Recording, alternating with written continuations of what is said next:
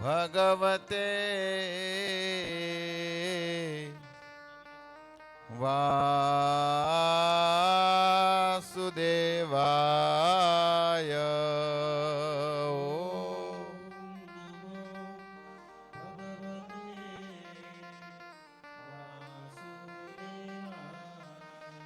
ॐ नमो भगवते वासुदेवाय।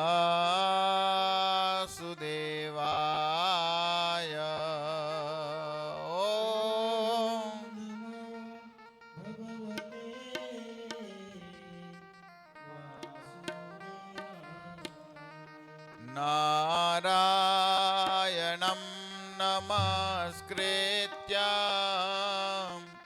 नरं चैव नरोत्तमं देवीं सरस्वतीं व्यासं ततो जयामुदीरये। नष्टप्रायेषु भद्रेषु नित्यं भागवत सेवया भगवते उत्तमा श्लोके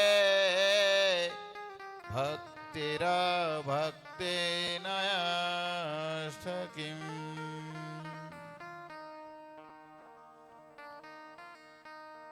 जय राधा माधव कुंज बिहारी।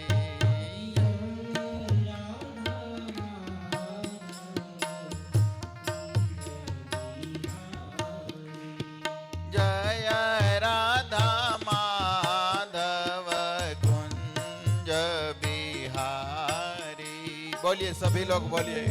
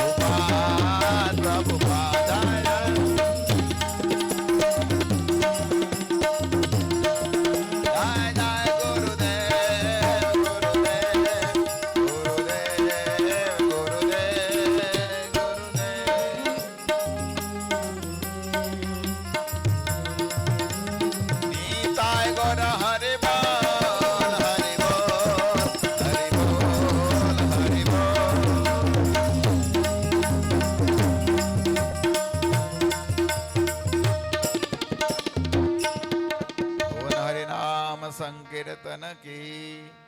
श्री सीताराम लक्ष्मण भक्त हनुमान जी महाराज की। श्री श्री राधा बाके बिहारी भगवान की। शील प्रभुपाद महाराज। श्री राम कथा महोत्सव की जय। हरे कृष्णा हरे कृष्णा। बोल सियावर रामचंद्र की। श्रील प्रभुपाद की जय। तो आज के इस पावन अवसर पर राम कथा में उपस्थित सभी भक्तों और अतिथियों का बहुत बहुत स्वागत है। अगर देखा जाए तो ये जो मौका है हमको मिला है, ये बहुत ही भाग्य से मिलता है। तुलसीदास जी रामचरितमानस में कहते हैं कि बिना सत्संग विवेक न होई, राम कृपा बिनु सुलभ न सोई। कहते हैं कि ये जो सत्संग है ये बहुत ही दुर्लभ है, और यहाँ पर जितने भक्त लोग बैठे हैं उसका मतलब ये है कि भगवान राम की भी आपके ऊपर कृपा है। तो और विशेष करके हमारे समक्ष उपस्थित हैं परम पूज्य वेणु गायक प्रभु। हरे कृष्णा। देखिए कई साल से आ रहे हैं नैरोबी में, और आप सभी आप सभी जानते हो उनको, लेकिन उनका परिचय भी पता होगा, लेकिन फिर भी मैं कुछ थोड़ा आपसे बोलना चाहूँगा। वेणु गायक प्रभु इस्कॉन में ज्वाइंट हुए 2003-4 में, और 2006 से उन्होंने 16 माला करना प्रारंभ किया। बहुत ही यंग एज से उन्होंने भक्ति में आगे बढ़ना चालू किया, और अभी वो भावनगर मंदिर के प्रेसिडेंट है, अध्यक्ष है। देखिए ये एक्सटर्नल उपाधि है, ये सब एक्सटर्नल पोजीशंस है वगैरह, लेकिन जहाँ तक मैं जानता हूँ वेणु गायक प्रभु को, वो अपने गुरु के एक बहुत ही कृपा पात्र शिष्य है। ये उनकी असल पहचान है। तो बहुत ही गिने चुने शिष्य हैं जिनके ऊपर श्री श्री राधा गोविंद, परम पूज्य राधा गोविंद महाराज की असीम कृपा है। उनमें से प्रभु जी एक है।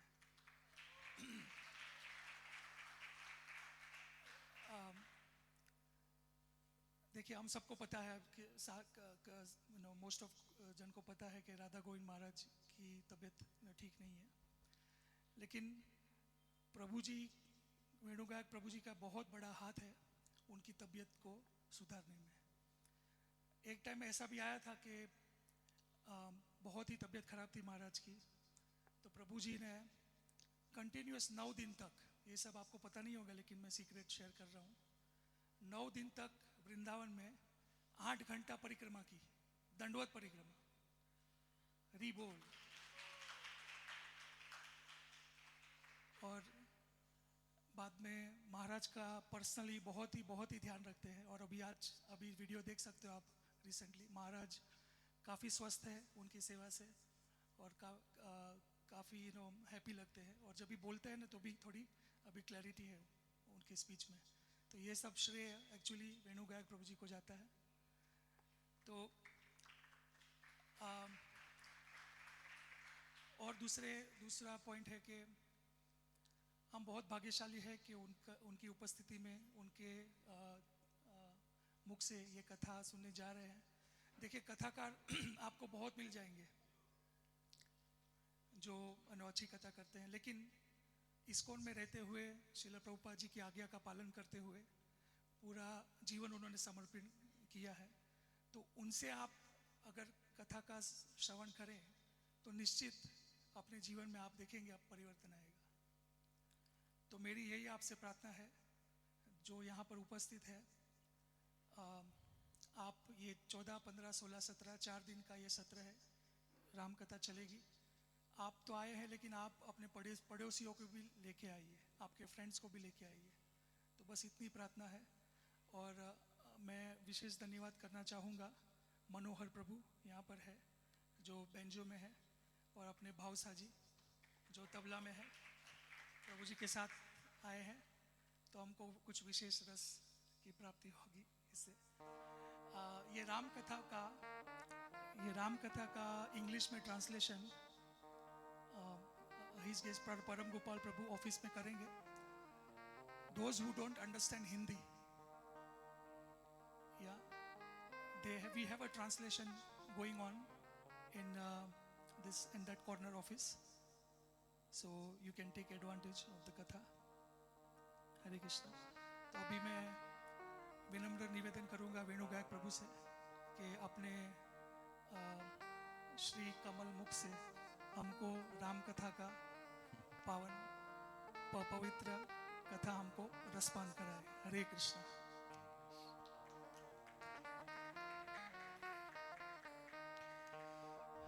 दो मिनट हम भगवान को मंदिर खुले है तो राम धुन गा के कथा चालू करते। श्री राम जय राम जय जय राम।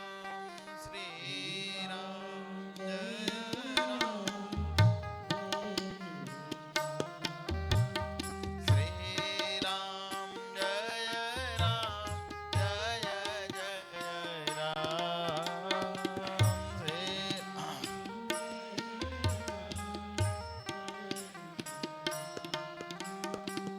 श्री राम जय राम जय जय राम।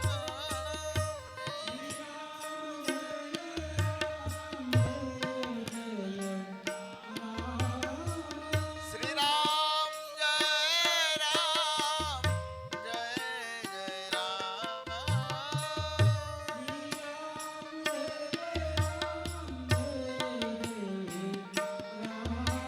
श्री राम जय राम जय जय राम। श्री राम जय राम श्री राम जय राम जय जय राम।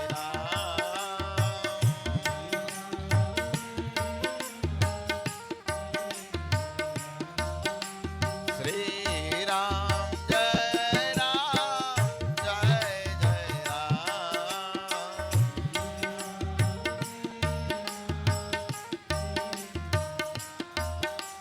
श्री राम जय राम जय जय राम।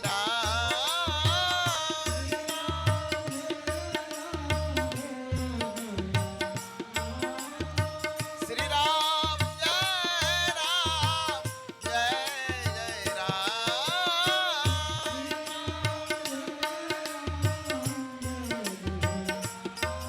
श्री राम जय राम जय श्री राम जय राम जय जय राम। श्री राम जय राम जय जय राम। श्री राम जय राम जय जय राम।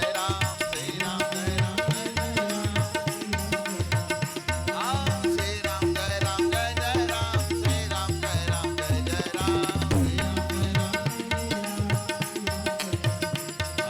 श्री राम जय राम जय जय राम। बोल सियावर रामचंद्र भगवान की। हरे कृष्णा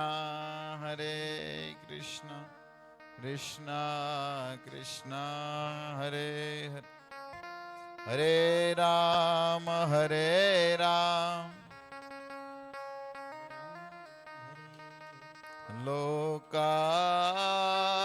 लोकाभिरामं रणरङ्गधीरं राजीवनेत्रं रघुवंशनाथं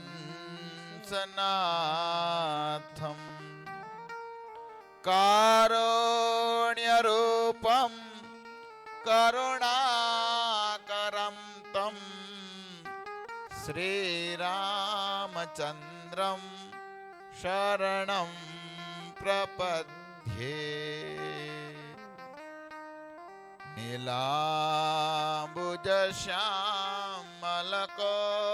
नीलाम्बुजश्यामलकोमलाङ्गं सीतासमारोपितवामभागम् पाणो महासायकचारुचापं नमामि रामं रघुवंशनाथं नमामि रामं रघुवंशनाथं कर्पूरगौरं करुणावतारं संसारसारं भुजगेन्द्रहारं सदा वसन्तं हृदयारविन्दे भवं भवामि सहितं नमामि भवं भवामि सहितं नमामि मनोजवं मारुतुल्यवेगं जितेन्द्रियं बुद्धिमतावरिष्ठियम् वात्मात्मजं वानरयोध्यमुख्यं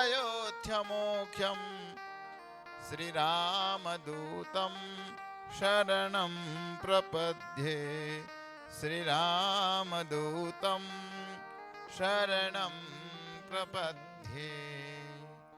जय श्री कृष्ण चैतन्य प्रभु नित्यानंद श्री अद्वैत गदाधर श्रीवासादि गौर भक्त वृंद।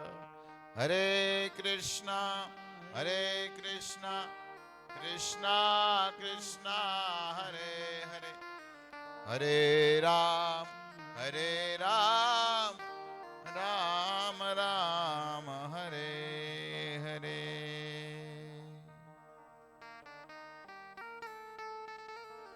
हरे कृष्णा। आप सब भक्तों के चरणों में प्रणाम और आप सबको हरे कृष्णा। हमारा सौभाग्य है भगवान श्री बाके बिहारी जी के शरणों में बैठकर और अखिल ब्रह्मांड के नायक अधिपति ऐसे बाके बिहारी बजय नंदन श्याम सुंदर की प्रियतमा श्रीमती राधा रानी के श्री चरणों में बैठकर साथ में भगवान श्री सीताराम लक्ष्मण भक्त हनुमान जी महाराज के सानिध्य में चरणों में बैठकर थोड़ा दिन बाद आने वाले है श्री भगवान राम जी का जन्मदिन। इस जन्म उपलक्ष्य पर श्री राम कथा का आयोजन हुआ है इस्कॉन नैरोबी में। मैं सौभाग्यशाली हूं भगवान के चरणों में बैठकर भगवान का गुण गाने का मौका प्राप्त होता है। अति सौभाग्यशाली हूं और वास्तव में ये स्थान होता है ना, कथा तो बहुत जगह पर होता है लेकिन भगवान के चरणों में बैठकर जो कथा का आनंद होता है वो कुछ अलग होता है। इसलिए हमारे प्रभुपाद जी ने नित्यम भागवत सेवया, हर रोज भगवान के चरणों में बैठकर नित्यम भगवान का गुण सुनो, भागवत सुनो। तो ऐसे मैं सबसे पहले भगवान श्री राधा बाके बिहारी जी और सीताराम लक्ष्मण भक्त हनुमान जी का आभार मानता हूँ कि मुझे भगवान बार बार बुलाकर इसके चरणों में कुछ गाने का, कुछ लीला का बोलने का मुझे मौका प्रदान करता है। और विशेष रूप में साथ में उमापति प्रभु का जो बहुत अच्छे तरह हमारा ख्याल रखते हैं। आज भी पहुंचा तो तुरंत फोन आ गया, आराम से पहुंच गए ना, कुछ दिक्कत तो नहीं है ना। बहुत अच्छे प्रेम से वो हमको यहाँ बुलाते हैं। और साथ में हमारे श्री गौरांगा प्रभु और गोविंद प्रेम प्रभु जी और रुक्मा प्रभु जी, मुकुंद प्रभु जी इत्यादि जो सब भक्त है, बहुत प्रेम है सबका, जिसके वजह से दास को यहाँ पर आने का मौका प्राप्त हो रहा है। बस भक्तों के संग में ये जीवन बीत जाए और भगवान का गुण गाने का साथ में, क्योंकि यही भगवान कहते हैं साधु संग और नाम संकीर्तन भगवत कथा, वही भगवान चैतन्य महाप्रभु कहते हैं। तो मौका हमको मिल रहा है, हम बड़े भागी है, क्योंकि भगवान का गुण सब शास्त्रों में कहा गया है। चाहे रामायण पढ़ लो, चाहे भागवत पढ़ो या पुराण पढ़ो या वेद पढ़ो, सब में भगवान का गुण गाया हुआ है। इसलिए पुराण में कहे, वेदे रामायणे चैव पुराणे भारते तथा। वेदे रामायणे चैव पुराणे भारते तथा।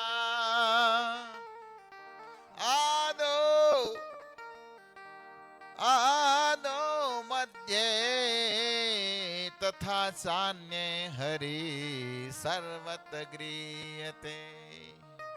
हरि सर्वत गृह्यते। चाहे रामायण पढ़ो, चाहे भागवत पढ़ो, महाभारत, कोई भी, सब जगह पर, सब ग्रंथ पुराणों में भगवान हरि का ही गुण गाया हुआ है। हरि का गुण गाना चाहिए। भगवान ने मनुष्य शरीर दिया है, और जिस व्यक्ति को मनुष्य शरीर दिया और भगवान का गुण नहीं गाया, तब तो हमारे नरोत्तम दास ठाकुर कहते हैं, हाँ, जानिया सुनिया विष खाई। जन्म मिला मनुष्य का और भोग किया पशु जैसा। भगवान ने मनुष्य बनाया है तो हम भगवान की सेवा करें, भक्तों की सेवा करें, और हम भगवान का निरंतर गुणगान गाएं। भगवान कृष्ण गीता में कहते हैं, द्वारकाधीश अर्जुन को कहते हैं कि मेरे जो भक्त होते हैं ना, वो क्या करते हैं? मच्चिता मतगत प्राणा बोधयंतस परस्परम। और निरंतर क्या करते? बोधयंति परस्परम। ओ निरंतर आपस में मेरा ही गुण गाते हैं। और यही स्वभाव होना चाहिए भक्तों को, भगवान का ही गुण गाना चाहिए। संसार में आप कितने भी अपने परिवार जनों का, सगा संबंधी का गुण गाएगा ना, तो प्रसन्न होने वाले नहीं है, याद रख लो। कितना भी आप परिवार का गुण गाएंगे और एक बार आप गुणगान गाने को भूल गए, इसका नाम लेने भूल गए, तो बोले हमको तो बुलाया ही नहीं, हमारा तो नाम भी नहीं लिया। लेकिन भगवान ऐसे नहीं है। भगवान तो इतने प्रसन्न होते हैं कि कहां पर भी मेरे भक्त कथा सुने या गाए, मैं तो मेरे नजरों, मेरे आंख के कैमरे में वो बंद हो जाते हैं। वो आ जाते हैं, निरंतर मेरा गुणगान गाया है। इसलिए भक्तों का स्वभाव होना चाहिए आपस में निरंतर भगवान की चर्चा करें।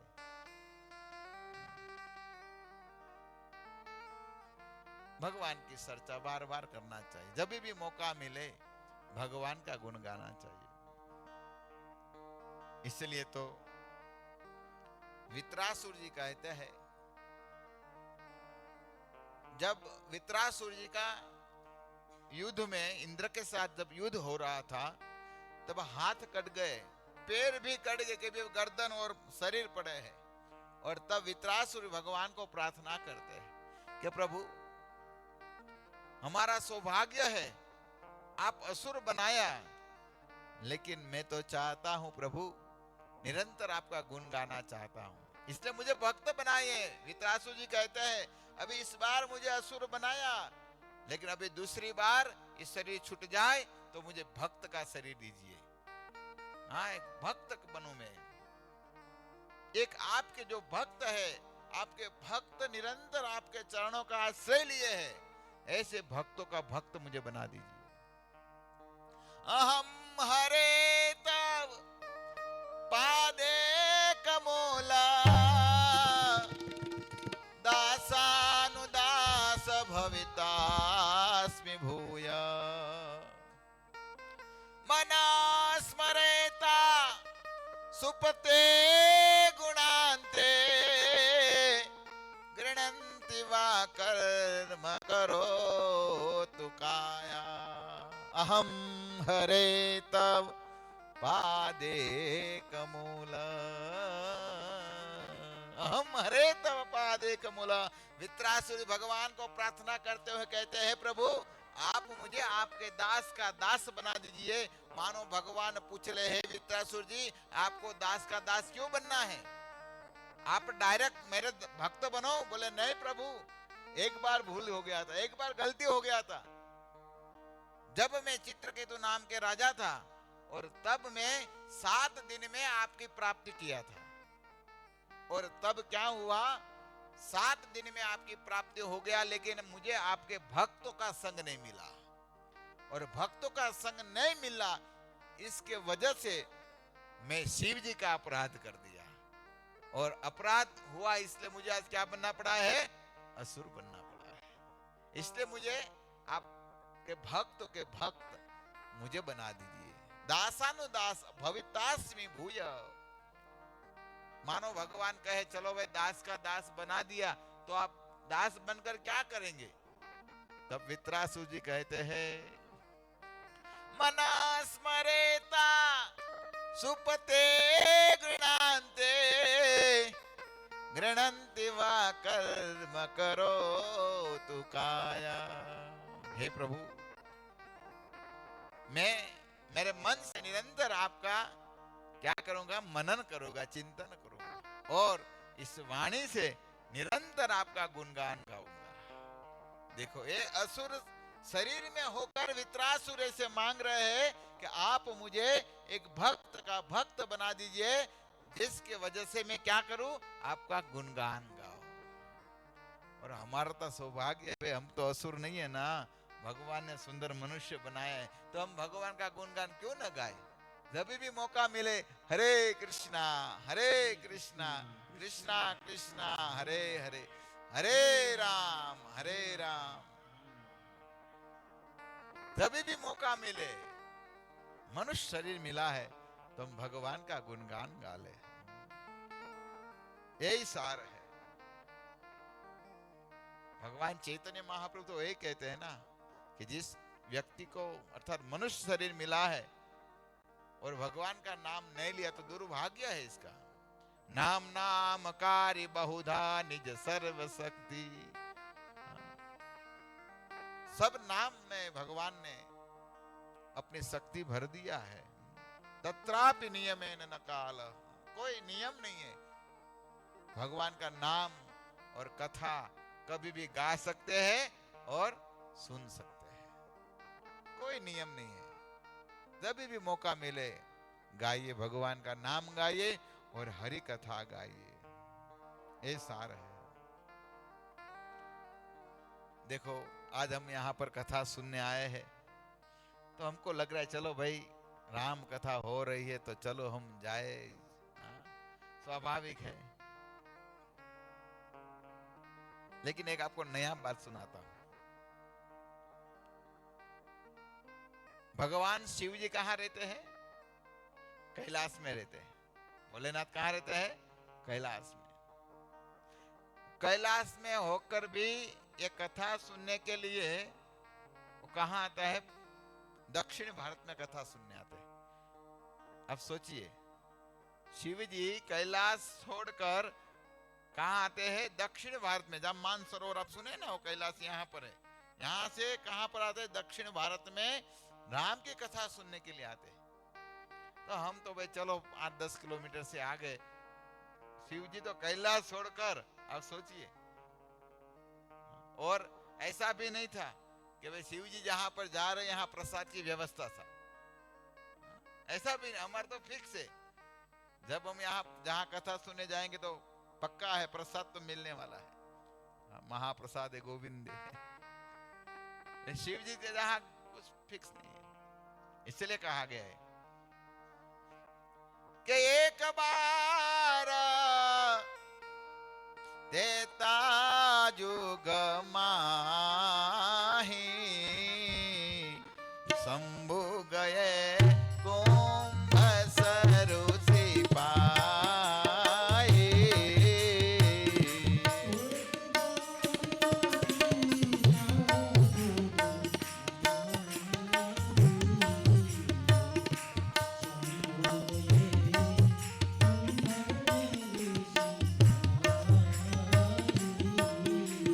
ये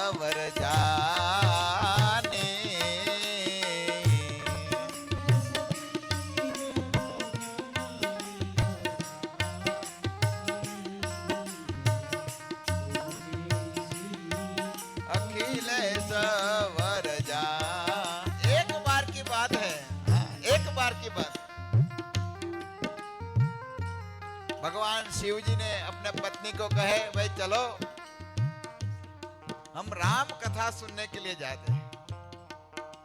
राम कथा, कितना अच्छा सुंदर राम कथा।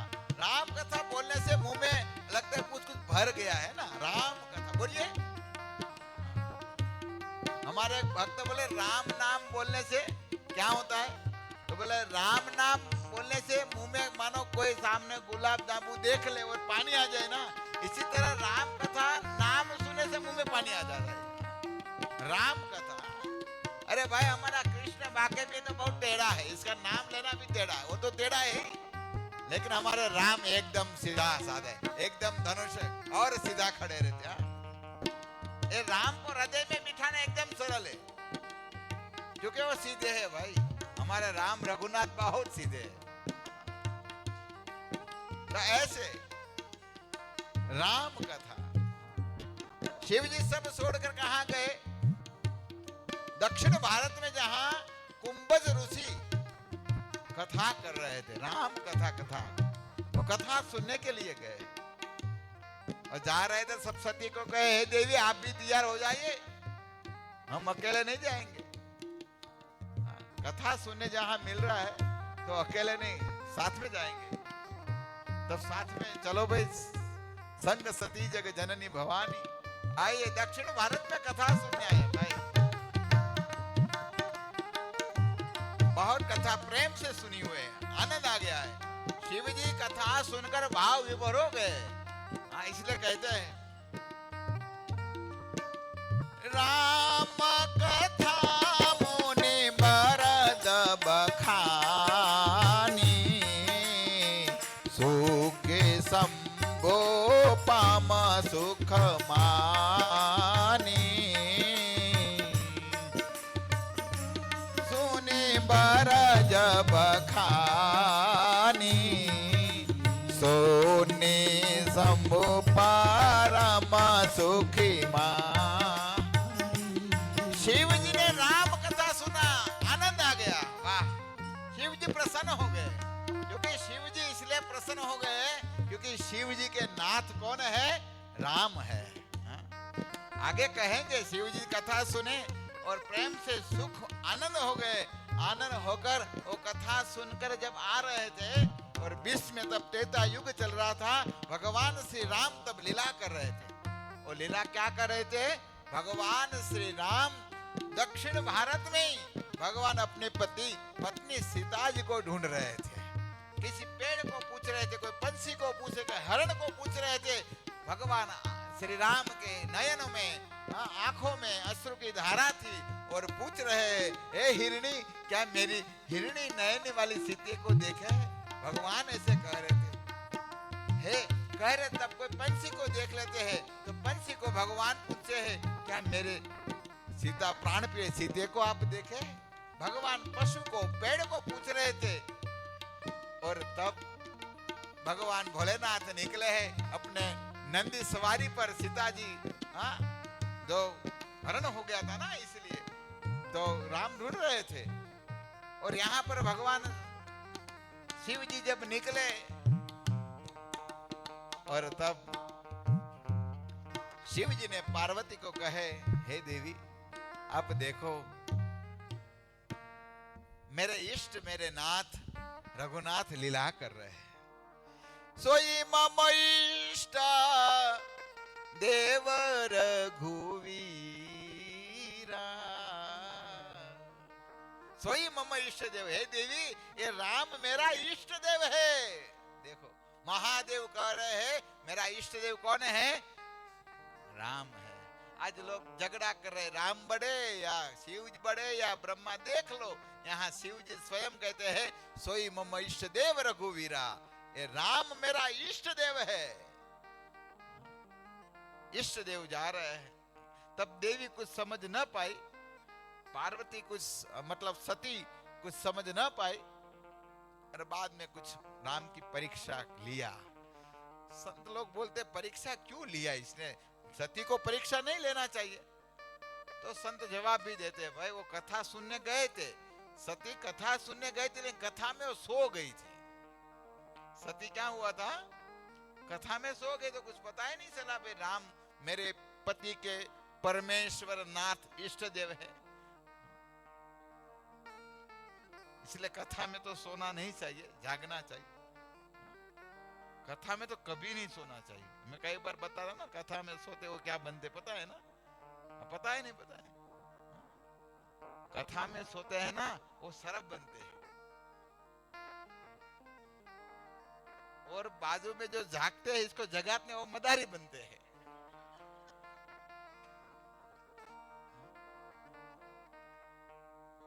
फिर आप देखो इसका खेल, वो कन्नरिया होता है ना, और माछ का टोपली होता है, इसमें सर्प सोया रहता है और मगर ऊ करते जगाते, उठ उठ। कथा में नहीं जगाए उठाए नहीं तो यही होगा। इसलिए भगवान की कथा प्रेम से सुनना चाहिए। शिव जी प्रेम से भगवान की कथा सुनते हैं। सोई मम इष्ट देव रघुवीरा। आप सोचे कैलाश से वो छोड़कर दक्षिण भारत में कथा सुनने जाते हैं। तो ऐसे सुंदर राम कथा है। आज से हम 4 दिन तक राम कथा, ऐसे तो यहाँ पर 27 तारीख तक राम कथा नैरोबी में चालू है। लगभग 13-14 दिन लगातार हर रोज कथा है, राम कथा। यहाँ पर भी है, फिर राम मंदिर में भी राम कथा है। तो भगवान शिव जी भी राम कथा सुनते हैं, तो वे हमको भी सुनना ही चाहिए। तो आइए हम इस राम कथा में जाते हैं, प्रवेश करते हैं। ऐसे तो आप सबको पता होगा, राम कथा के आदि कवि रचयिता राम के जो जीवन चरित्र लिखे हैं वो आदि कवि वाल्मीकि जी ने लिखे हैं। वाल्मीकि जी ने बहुत सुंदर इस राम का जो चरित्र है वो गान किया है, लेकिन वो संस्कृत में किया है। इसको रामायण कहा गया है। वाल्मीकि ने लिखा, इसका नाम है रामायण है। भगवान श्री राम प्रकट भी नहीं हुए थे, इससे पहले राम का चरित्र का गान कर दिया। ये रामायण है। कथा मिलती है, रत्नाकर नाम के वो डाकू थे वाल्मीकि जी, और एक बार नारद जी मिल गए। नारद जी ने देखा इसका उद्धार कर रहा है। संत चाहे वो किसी का भी उद्धार कर सकते, कितना भी पापी हो ना, इस पापी का भी उद्धार संत कर सकते हैं। नारद जी ने सोचा आज इसका उद्धार करना है। हमारे भगवान श्री नित्यानंद प्रभु ने विचार किया, भाई जगाए मधाए का उद्धार करना है, महाप्रभु की कृपा प्राप्त बनाना है, तो बना दिए। इसी तरह आज भगवान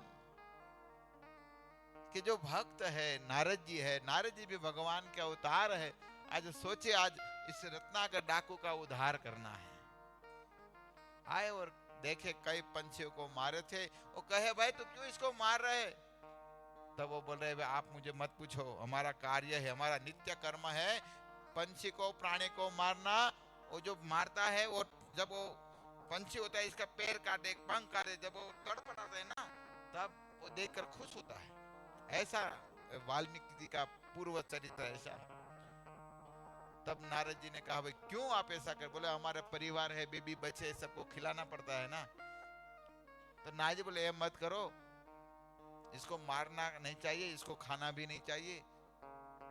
तो थोड़ा कुछ चित्र दिखा दिया। नारद जी तो भगवान है ना भाई, बोले देखो आप सब ये जिस जीव को मारा है, ये जीव आपका इंतजार कर रहे हैं, वो कर्म का बदला आपको भी भुगतना पड़ेगा।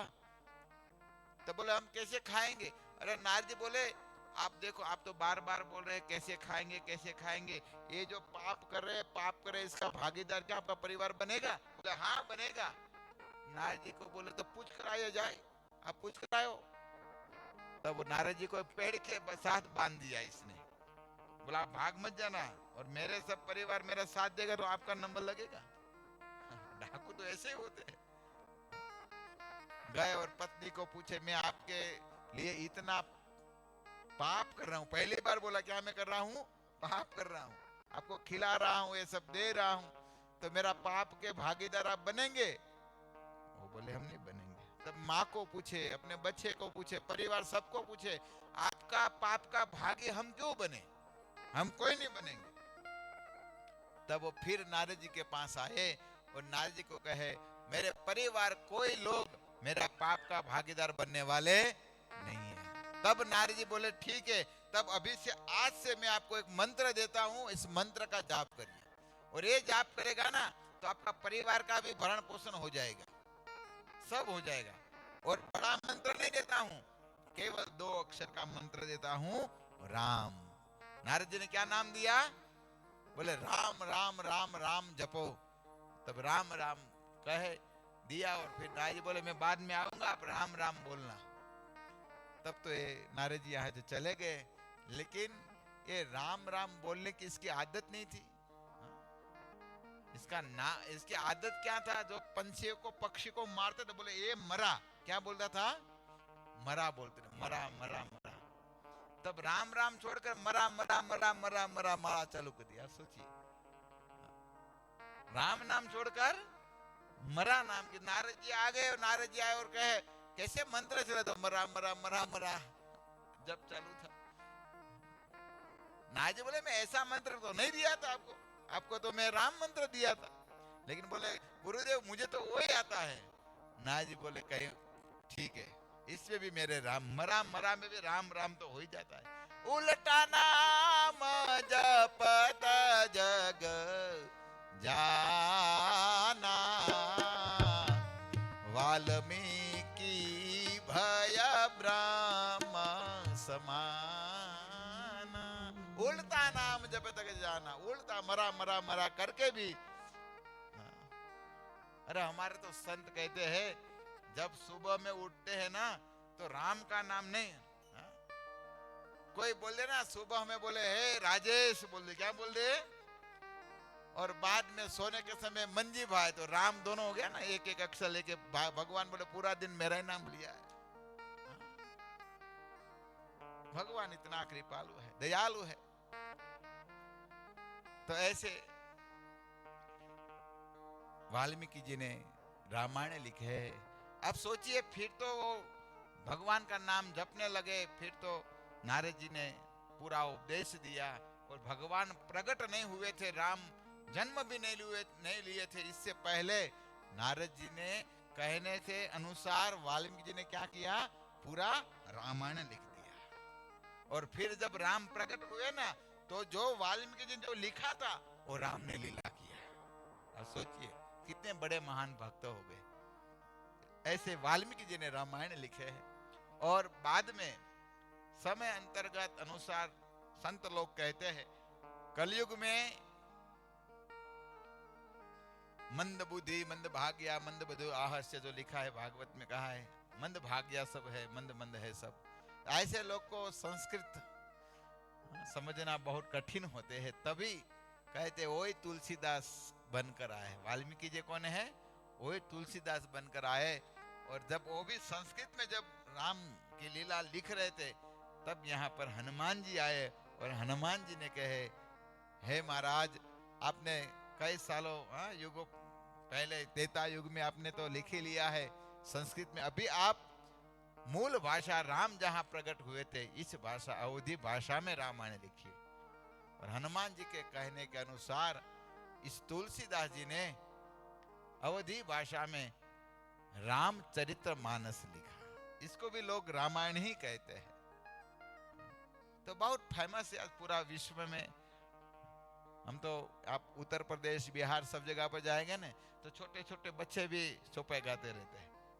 स्वाभाविक किसी खून में वो आ जाती है। इतनी सरल और भगवान श्री राम की लीलाएं वर्णन किए हैं।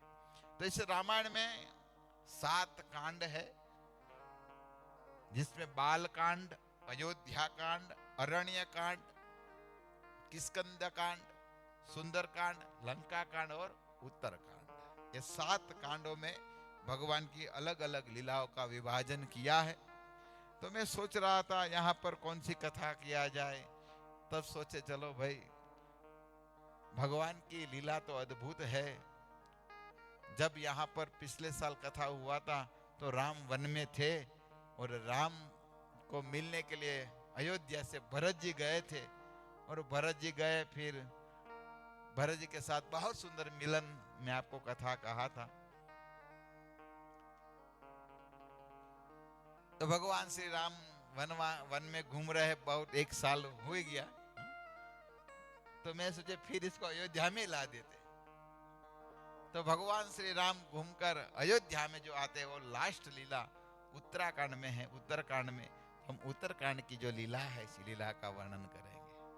भगवान राम अयोध्या में आए तो अयोध्या में क्या माहौल था, और बाद में काकभूषुंडी और गरुड़ जी का जो संवाद है, हमारे लिए बहुत सुंदर, भक्ति में अग्रसर होने वाला ये सुंदर संवाद है।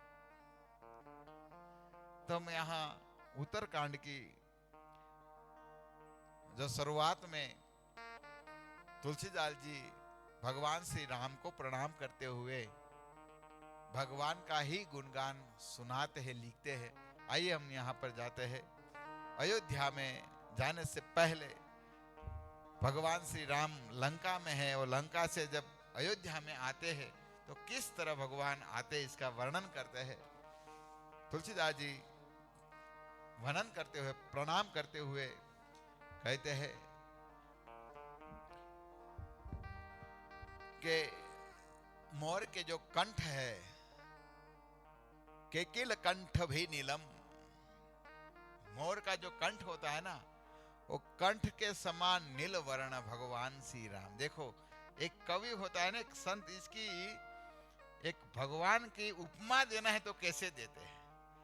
भगवान की राम का रंग कैसा है, कैसे नील वर्ण है, तो कहते हैं मोर होता है ना, मयूर, वो मोर के जो कंठ के जैसा सुंदर रंग होता है ना, भगवान श्री राम का ऐसा रंग है। इसलिए नीलांबुज श्यामल को मलांगम, नीलांबुज, भगवान का रंग कैसा है, नीलांबुज। यहाँ पर है जैसे मोर, और मोर भी जब आप कला करते हैं ना, तब इसका कंठ का भी छोटे छोटे बालों ना और रुआटे खुलते हैं, और तब मोर को स्पर्श किया होगा, इसको पता होगा, इसका कंठ को जब स्पर्श करने आता है ना, तो इतना सुंदर मखमल जैसे से लग रहा है। भगवान का शरीर भी इतने कोमल है, इसलिए इसका यहाँ पर वर्णन कर रहे हैं। भगवान श्री राम का रंग तो ऐसा है, लेकिन भगवान का बदन भी इतना सुंदर कोमल है। हमारे गुरु महाराज बताए, भगवान श्री कृष्ण जब गाय चराने जाते थे गोवर्धन में, तो गोवर्धन में भगवान से जब गाय चराते थे ना, तो हमारे गुरु महाराज बोल दिए, भगवान तो इतने कोमल है और गोवर्धन भी इतने कोमल है। हमको पाषाण दिखते हैं, शैल पर्वत दिख रहा है, लेकिन ऐसे नहीं है, गोवर्धन बहुत सॉफ्ट है। भगवान श्री कृष्ण के श्री चरण जब यहाँ पर रखते थे तो गोवर्धन में वो अंक हो जाते थे, मानो हमारे गुरु महाराज कहे वो गोवर्धन मक्खन के तरह एकदम सॉफ्ट हो जाते थे, इतने सुंदर गोवर्धन सॉफ्ट थे। तो एक व्यक्ति ने पूछे दिए, महाराज जी इतने गोवर्धन मक्खन के तरह सॉफ्ट है, तब तो कृष्ण चलते होंगे तो इसमें कीचड़ में इसका पैर लग जाता होगा ना, आप गुजराती में खूती जाता है, ऐसे नहीं के? आप सोचो कितने सुंदर एक गोवर्धन का वर्णन है, इतने सुंदर कोमल है गोवर्धन भी। तो ऐसे भगवान के सुंदर रूप है। द्विपादबद्धम बसीहम, और कहते हैं देवताओं और द्विज मतलब ब्राह्मण, ब्राह्मण के जो पद चिन्ह है, वो पद चिन्ह धारण किए हुए भगवान है। ब्राह्मण अर्थात यहाँ भृगु महाराज, भृगु महाराज जब गए थे परीक्षा करने के लिए और भगवान को लात मारा था ना, वो भगवान सोचे ये तो ब्राह्मण है, ब्राह्मण तो मेरे पूजनीय है। ब्राह्मण का जो एक पद चिन्ह है, वो पद चिन्ह मैं मेरे वक्ष स्थल पर धारण करता हूं। इसलिए तो यहाँ पर तुलसीदास जी लिखते हैं, ऐसे नील वर्ण भगवान, और इसके बदन में भी इतने सुंदर, आप सोचिए वो नील कमल सुंदर, जैसे यहाँ पर दिख रहा है ना थोड़ा कलर, और इसमें भी भगवान का सुंदर, ये वक्ष स्थल पर ये सुंदर जो ब्राह्मण भेगु का वो पद चिन्ह है, आप सोचिए कितने सुंदर लगते होंगे। और जहां आदमी तो लक्ष्मी जी का वास है, लेकिन वक्षस्थल पर किसका वास है? लेकिन भगवान सोचे लक्ष्मी जी थोड़ा साइड हो जाओ, मेरे हृदय में ब्राह्मण को भी स्थान देना है। क्योंकि भगवान कहते हैं नमो ब्राह्मण्य देवाय गो ब्राह्मण्य हिताय च, है ना। भगवान कहते हैं ब्राह्मण सर्वश्रेष्ठ पूजनीय है। गो विप्र धेनु तवलव अवतारा, भगवान कहते गाय के ब्राह्मण के लिए मैं अवतार लेता हूं, प्रकट होता हूं। ऐसे ब्राह्मणों को भगवान कहते हैं मैं हृदय में रखता हूं और दिखा भी रहा हूं। ये देखो, ये ब्राह्मण का श्री चरण मैंने हृदय में धारण किया है। और भगवान ने इसे ऐसा नहीं कहे हुए, भगवान ने ब्राह्मण की सेवा भी की है। आइए हमारे गुजरात में भगवान ने क्या सेवा की है। द्वारकाधीश है, सोना की नगरी के राजा है, सिंहासन पर बैठते सोना के सिंहासन पर, लेकिन एक ब्राह्मण आ गया, सुदामा आ गए तो अपना सिंहासन मैल सब छोड़कर इसकी सेवा किया है। और ऐसा नहीं पानी भर के इसके चरण धोए, नहीं। हमारे संत लोग कहते हैं भाई जब सुदामा आए ना तो अपने भगवान अपने नैनों से सुदामा के चरण धो दिए थे। इतने प्रेम कर रहे हैं हमारे भगवान ठाकुर ब्राह्मण को। ब्राह्मण पूजनीय है इसीलिए। तो ऐसे ब्राह्मण का चरण चिन्ह भगवान हृदय में धारण करते हैं। और फिर सौभाढ्यम पीताम वस्त्रम, भगवान ने सुंदर पीतांबर वस्त्र धारण किए। देखो कथा तो चालू होती है ना, तो भगवान का रूप का तो हम जिसका वर्णन करने जा रहे हैं इसके विषय में तो कुछ हमको पता होना चाहिए ना। तो भगवान कैसे है राम? तो कहते हैं जिस मोर कंठ के तरह भगवान के सुंदर रंग है, बदन है। ब्राह्मणों का भिगु महाराज के सुंदर वक्षस्थल पर चिन्ह धारण किए है, पद्म का अर्थात पैर का, पाद का, और पीतांबर धारण किए है। और क्या है? और कहते कमल नेत्रम, भगवान राम की सुंदर नेत्र है, कमल नेत्र, कमल के तरह भगवान की सुंदर, इसलिए भगवान का नाम है राजीव लोचन। राम का एक नाम क्या है? राजीव लोचन। तो ऐसे कमल नेत्रम भगवान, और हाथों में बाण धारण किए है भगवान, सुंदर धनुष धारण करते हैं। पाणो नारासम, पाण मतलब हाथ, हाथ में सुंदर भगवान ने बाण धारण किया। देखो मैं जो बोल रहा हूं ना, वो जो आपको मन में कंठस्थ कर लेना चाहिए। मन में कंठस्थ, मन मतलब मन में याद कर लेना है कि भगवान ऐसे रंग है, धनुष रखे, पीतांबर पहने हैं, वक्षस्थल पर भिगु महाराज के पद का चिन्ह है। ये सब याद कर लेना। जब भगवान के सामने आते हैं ना, वही दर्शन करना है। हम आते हैं तो बस देखते चलो भाई ड्रेस है, यहाँ ये पहना है, ये पहना, सब तो है ही, लेकिन साथ साथ में लीला के साथ भी जुड़ित दर्शन करना चाहिए, ताकि इस लीला के साथ वो दर्शन करेंगे ना तो हमारे हृदय में भगवान की बैठ जाते हैं, ये रूप बैठ जाते हैं। ये भगवान का दर्शन करने की यही तरीका है, लीलाओं के साथ भगवान का दर्शन करना चाहिए। जब हम भगवान को गोवर्धन बोलते हैं ना, गोवर्धन तो गिरधारी बोलते हैं ना, तो गिरधारी लीला याद आ जानी चाहिए। भगवान कितना कृपालु है, पूरे ब्रजवासी को भगवान ने गोवर्धन धारण करके अपने पद चिन्हों अर्थात चरणों में रखे थे 7 दिन। वो याद करना चाहिए। अरे वो लीला फिर याद कर लेना चाहिए।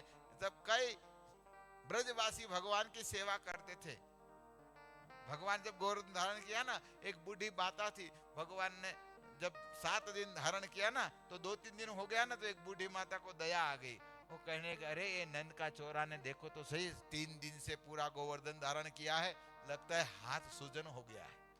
मतलब क्या किया भाई, वो तो गोवर्धन में जब उठा तो कई इसमें पेड़ पौधे थे ना, तो इसका मूल होता है ना, वो मूल काट कर कुछ मलम बनाया और कृष्ण को लगा दिया भाई, चलो भाई इसको कुछ ना हो। देखो ऐसा भाव है। भगवान का तो स्मरण चिंतन तो ऐसा ही होता है ना। आप भगवान के पास आते हैं दर्शन करने, तो आप कभी भगवान को पूछे ठाकुर जब कैसे है? पूछे कभी? कभी तो पूछिए। मैं सहजा बात नहीं कर रहा हूं, अपना भाव की बात है, सबको बताने की बात नहीं है। आप ठीक है ना, आज रासलीला क्या हुआ कर पूछिए, भागवत पढ़े तो पूछिए, क्या राधा रानी को डांटे थे नहीं डांटे थे पूछिए। अर्थात कहने का है तो मनोभाव है, लेकिन होना चाहिए कि आप लीला कर रहे तो प्रभु आप भी थकान हो गए, आपका ये समय अष्टप्रहर लीला होती है ना भगवान की, तो पढ़ना चाहिए वो। तो इसी तरह यहाँ पर भगवान का सुंदर वर्णन कर रहे हैं। तो ऐसे भगवान श्री राम कहते हैं भाई लक्ष्मण के साथ, पत्नी सीता के साथ और रघुकुल के श्रेष्ठ भगवान श्री राम को मैं प्रणाम करता हूँ।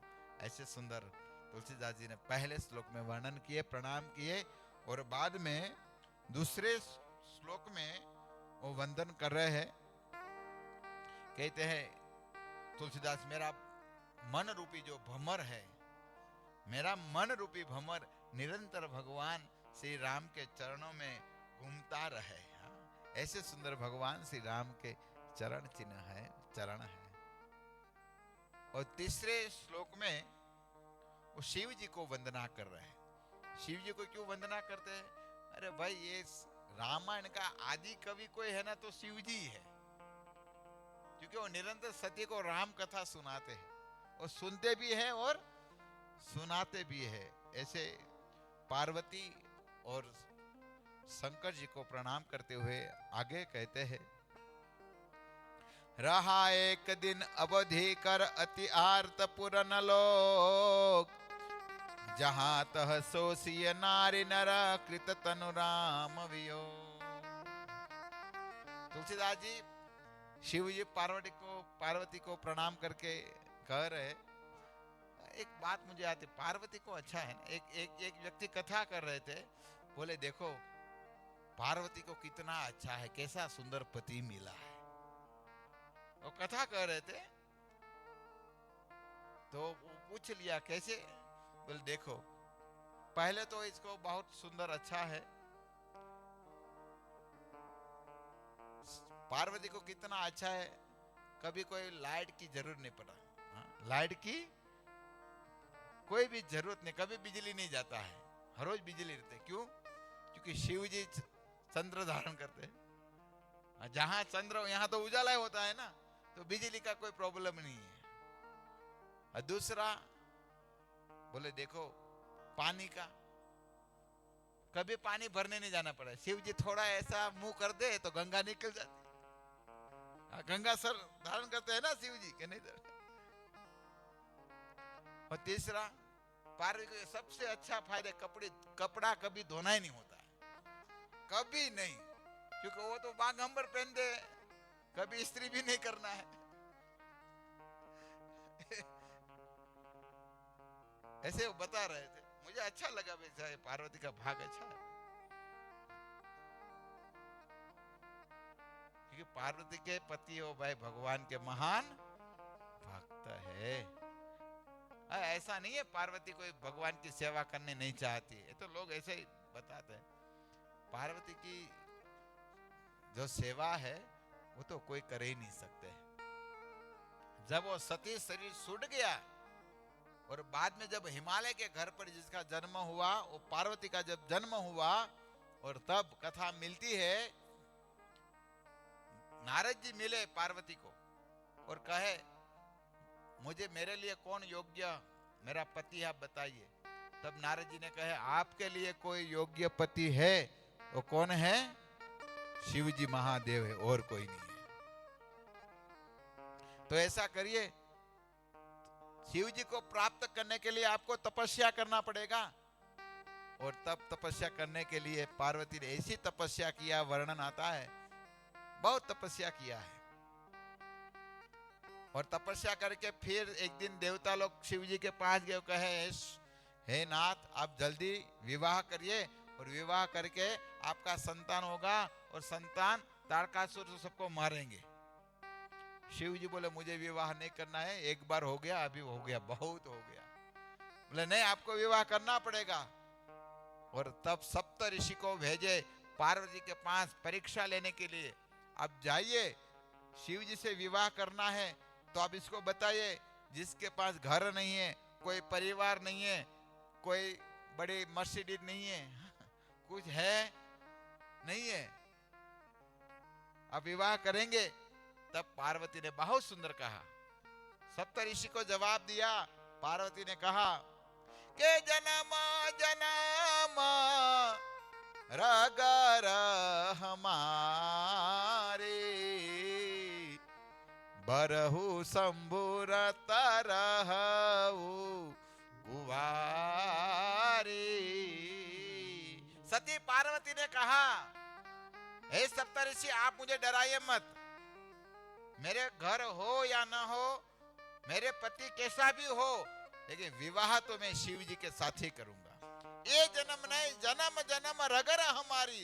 ये जन्म नहीं, चालो कितना भी हमको जन्म मिले, ये जन्म के बाद दूसरा तीसरा जन्म, लेकिन मैं विवाह करूंगा तो किसके साथ करूंगा? केवल शिव जी के साथ। जन्म जन्म रगर हमारी, बरहु शंभु न तो रहु कुवारी। कुवारी, हाँ, शादी नहीं करूंगा, कुवारी रहूंगा। विवाह तो शिव जी के साथ ही होगा। आप सोचिए कितना दृढ़ संकल्प है। ऐसे पार्वती जी बहुत सेवा करती है शिव जी की। तो ऐसे शिव जी का चरित्र का गान किया और बाद में कथा मिलती है।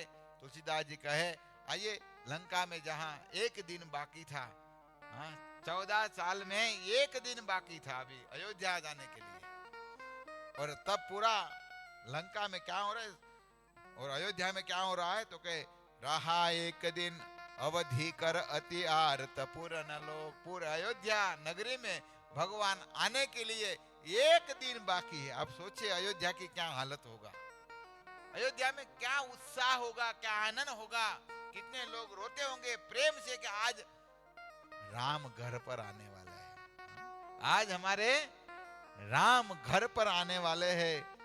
जहां तब सोचिए नारी नर कृत सम वियोग। 14 साल का जो वियोग था नारियों का, वृद्ध लोगों का, और अयोध्या के सब प्रजा पशु पांसी पक्षी सबको वियोग था कि राम अयोध्या में आने वाला है। राम कहाँ आने वाले हैं? अभी अयोध्या में आने वाले हैं। और तब कौशल्या मातु सब मन आनंद है।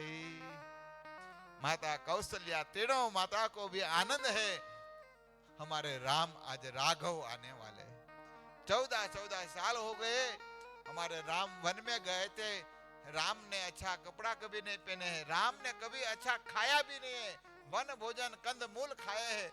राम आ रहे हैं अयोध्या में, व्याकुल है अभी राम का दर्शन करने के लिए। अभी राम जल्दी आ जाए, राम हमारे घर पर आए। वन में भगवान ने कहने साखड़ी भी नहीं पहने हैं, कुछ पैर में पहने नहीं है, नंगे पैर भगवान चले हैं। ऐसे राम का इंतजार आज पूरे अवध नगरी कर रहे हैं। एक दिन बाकी है ना, तो गौशाला में जाते, गौशाला में गाय रोती है, गाय के बछड़े रोते हैं, हमारा प्राण पिए आने वाले, तो आज खाना नहीं है, जल नहीं पीना है। अयोध्या में ऐसा पूरा व्याकुल यहाँ लिखा है कि नरक सन राम वियोग। राम का 14 साल का जो वियोग था, वो वियोग अभी पूर्ण होने वाला है। और तब भरत महाराज जी को कहते हैं, भरत नयन भुज दक्षिण फरकृत बार हिन बार। भरत महाराज के दक्षिण अंग है, बाएं जो अंग है, वो अंग है ना, वो फरकने लगे हैं, वो बहुत अच्छा माना जाता है। और बस सुगुन हो रहा है, अभी राम निश्चित आएंगे, ऐसे सब हो रहा है। तो यहाँ अयोध्या में आनंद सवाया है। और यहाँ क्या हो रहा है, लंका में अभी विभीषण को राजा बनाया है। भगवान श्री राम लंका के जो महल है, महल में भगवान राम नहीं गए, लक्ष्मण जी को भेजे, आप जाइए और विभीषण जी का राज्याभिषेक करिए। भगवान नहीं गए, सुंदर अभिषेक किए हनुमान जी और सुग्रीव इत्यादि सब ने। और तब भगवान ने लक्ष्मण जी को कहे, लक्ष्मण आप जाओ और विभीषण जी को कहो जो विमान है ना, पुष्पक विमान, पुष्पक विमान है वो लेकर यहाँ पर आइए और पुष्पक विमान में बैठकर अभी जल्दी जल्दी अयोध्या जाना है। बस अभी आज के दिन शाम को, आज दिवाली का दिन है और हमको अयोध्या पहुंचना है। और पुष्पक विमान की भी बहुत बड़ी सुंदर कथा है। पुष्पक विमान है ना, वो कुबेर जी का था। आपको ये सब पता है नहीं पता, खबर नहीं। वो कुबेर जी का विमान था और विमान रावण ने इससे पान ले लिया जबरदस्ती। और बाद में इस विमान किसको भगवान ने दिया? विभीषण को दिए। और विभीषण को दिए तो भगवान ने कहे लक्ष्मण जी को लेके आओ पुष्पक विमान, और पुष्पक विमान में अभी जाना है। सुंदर वो पुष्पक विमान आया है और पुष्पक विमान में भगवान राम बैठे हैं। राम बैठे और फिर अंगद, जो बड़े बड़े बंदर थे भी बैठे, विभीषण जी बैठे, सब, क्योंकि अभी विभीषण भी आने वाले थे। अरे कहा गया जितने बंदर थे ना सब बंदर को बिठाए। आप बोले इतना बड़ा पुष्पक? हाँ, वो पुष्पक विमान कोई साधारण नहीं था। वो जो इच्छा करे इतना बड़ा होता था। तो सब गिनती करने लगे कितने कितने सब आ गए, तो एक बंदर नहीं था। एक बंदर की कमी हुआ। जब किष्किंधा से सब बंदर गए थे ना, तो इसमें एक बंदर कम था। तो देखा गया वो बंदर कहाँ गया, तो बोले ये बंदर तो कुंभकर्ण खा गए। वो बंदर को कुंभकर्ण खा गए थे। अब कुंभकर्ण खा गए तो बोले अभी कैसे इसको लाया जाए? तो भगवान श्री राम ने यमराज को बुलाए। इस अयोध्या में जा रहे थे तब एक बंदर की कमी थी, और हनुमान जी ने कहा महाराज एक बंदर की कमी है, क्योंकि वो हनुमान जी सब सैनिक थे ना, बंदरों का सैनिक तो वही थे। राजा कौन थे? सुग्रीव थे। तो बोले एक बंदर कमी है प्रभु। और एक बंदर भगवान राम ने देखे तो वो कुंभकर्ण खा गए थे, मृत्यु हो गए थे। तो भगवान ने यमराज जी को बोले काल देवता को बुला, आ जाइए वो बंदर लेकर आइए। और यमराज महाराज वो बंदर लेके प्रकट हो गए। आप सोचिए, भगवान कहे भाई मेरी लीला में कोई कमी होना नहीं चाहिए। और सब बंदर आए। फिर भगवान ने सोचे चलो पुष्पक विमान लंका से चालू हुआ है अयोध्या आने के लिए। और जब आ रहा था बीच में किष्किंधा आया ना, तब भगवान ने कहे चलो भाई, जो जो बंदर लोग थे ना ज्यादा, बोले इस सब बंदरों को अयोध्या में अभी नहीं आना है, इसलिए थोड़ा नीचे उतर जाइए। पुष्पक विमान आया तो बंदरों को, कई बंदरों को उतार दिए और मेन बंदर को रखे, जैसे अंगद है, हनुमान जी है, सुग्रीव है, ये सब बंदर को रखे है। लेकिन दूसरा वो जो भालू वाले थे ना, सबको उतार दिए। बोला आप यहाँ पर रहो, क्योंकि अयोध्या में भी, क्योंकि भाई बंदर का सभा होता है ना, वो तो मूल में आ ही जाएंगे। और यहाँ तो राम का अभिषेक होने वाला है, तो इसलिए सावधान, फिर मैं कब बुलाऊंगा, लेकिन अभी सबको उतारना है। तो सब बंदरों को किष्किंधा में उतार दिए है। और किष्किंधा में उतारे और भगवान का वो विमान, ये पुष्पक विमान किष्किंधा के चालू हुए। तब ऐसे तो पहले सीता जी को, सबसे पहले भगवान ने लंका में रावण को मारे और विभीषण जी को राज्य दिए, और फिर सीता जी को मिले हैं। और वो तो आप अग्नि परीक्षा लिया, वो सब कथा आएंगे तो आगे बताऊंगा। फिर सीता जी को पुष्पक विमान में बिठाए। कहा गया है भगवान पुष्पक विमान में पहले सीता जी को बिठाए, बाद में राम बैठे, बाद में लक्ष्मण जी बैठे, बाद में सुग्रीव को बिठे, जाम्बने, फिर बड़े बड़े बाद में, पहले सीता जी को बिठाए। और आप सोचे 1 साल का वियोग था ना, सीता जी का भी वियोग था। सीता जी का चरित्र का गान आएगा तो करेंगे, ये भी बहुत बड़ी बड़ी सब कथा है।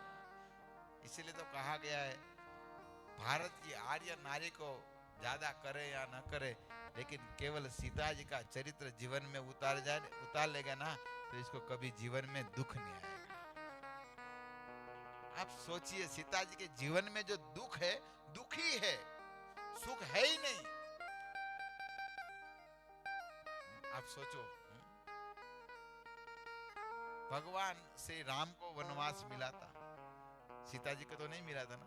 रघुकुल राम नु गादी तणु मूरत हतु, पिता ની આજ્ઞા પાળવાયે વિકટ વનમાં વહી જશે, ત્યાગી વૈભવ તણા અને સીતા હતા સહવાસમાં, અમદેશની આય રમણી નારી અમર से इतिहासમાં, इतिहासમાં अमर से अमर है इस नारियों का नाम। ऐसे सीता जी को जब बिठाए तो भगवान ने विमान में बिठाए, बाद में भगवान बताए देखो सीते, इस जगह पर मैं कुंभकर्ण को मारा, इस जगह पर रावण को मारा। ये सब भगवान स्थली दिखा रहे थे। आ रहे थे कहे फिर किष्किंधा आया, किष्किंधा में क्या हुआ ये बताया। अब पूरी जगह का स्थान बता बता कर भगवान आ रहे। भगवान एक एक वस्तु बता रहे, डिटेल में बता रहे पत्नी को। प्रभु जी को सब अपने पत्नी को बताना चाहिए। भगवान बता रहे, आप क्यों नहीं बताए? आप कौन सा राम है?